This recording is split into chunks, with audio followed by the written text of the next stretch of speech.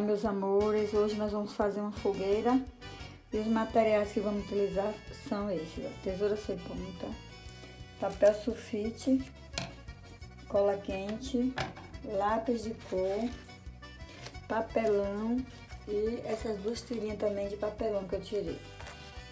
Estava cortado o papelão, eu vou enrolar, ó, vendo?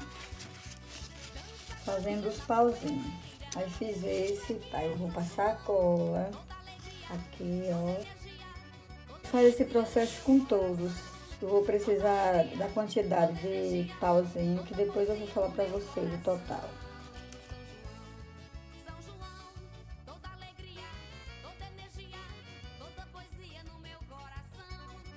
Fogueira aqui do lado, agora vamos para o molde com as mãos para fazer o fogo, que vai colocar na fogueira.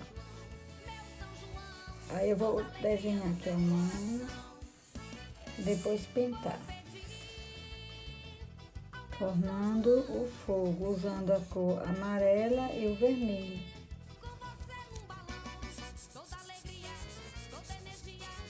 Pintando de amarelo. Vou formar aqui o fogo, ó. Essa parte aqui será pintada de vermelho, que vai formar uma fogueira, como essa aqui. O molde do fogo com as próprias mãos, já estão aí as mãos, são 14 mãos que vocês vão fazer, certo?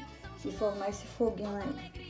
Depois de ter colado as mãozinhas, ó, como ficou, vou colar agora o pauzinho para formar, colocar as bandeirolas, que também eu desenhei e pintei.